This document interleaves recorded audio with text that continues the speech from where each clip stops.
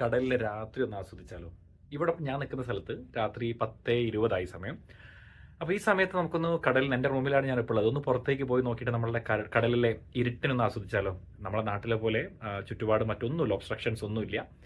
അപ്പം ഇവിടെ എൻ്റെ ഈ സമയത്ത് പുറത്ത് കുറച്ച് കപ്പലുകളും പിന്നെ വിശാലമായ കടലുമാണുള്ളത്. നമുക്ക് നമ്മുടെ രാത്രി ഒന്ന് പോയി കണ്ടു വന്നാലോ? വാ.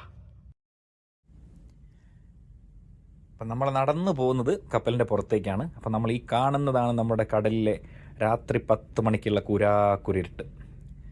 എവിടെ നോക്കിയാലും എന്ത് വേണമെങ്കിലും കാണാം. യാതൊരു എഡിറ്റിങ്ങും കൂടാതെ നമ്മൾ കാണുന്ന ഇതാണ് എൻ്റെ ഇപ്പോഴത്തെ ലൊക്കേഷനിലുള്ള രാത്രി 10 മണി.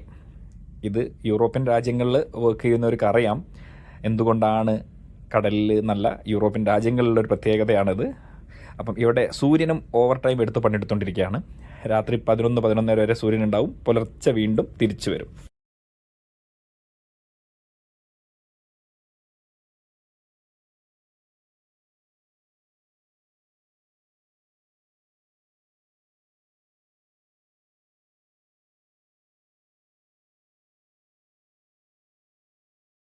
കടലിലെ രാത്രി ഒന്ന് ആസ്വദിച്ചാലോ?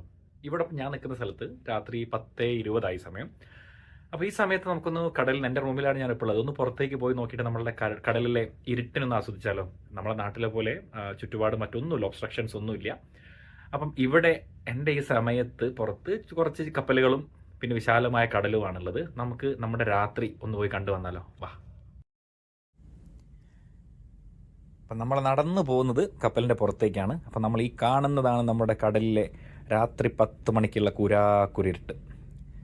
എവിടെ നോക്കിയാലും എന്ത് വേണമെങ്കിലും കാണാം. യാതൊരു എഡിറ്റിങ്ങും കൂടാതെ നമ്മൾ കാണുന്ന ഇതാണ് എൻ്റെ ഇപ്പോഴത്തെ ലൊക്കേഷനിലുള്ള രാത്രി 10 മണി. ഇത് യൂറോപ്യൻ രാജ്യങ്ങളിൽ വർക്ക് ചെയ്യുന്നവർക്ക് അറിയാം എന്തുകൊണ്ടാണ് കടലിൽ നല്ല യൂറോപ്യൻ രാജ്യങ്ങളിലുള്ളൊരു പ്രത്യേകതയാണിത്. അപ്പം ഇവിടെ സൂര്യനും ഓവർ ടൈം എടുത്ത് പണിയെടുത്തുകൊണ്ടിരിക്കുകയാണ്.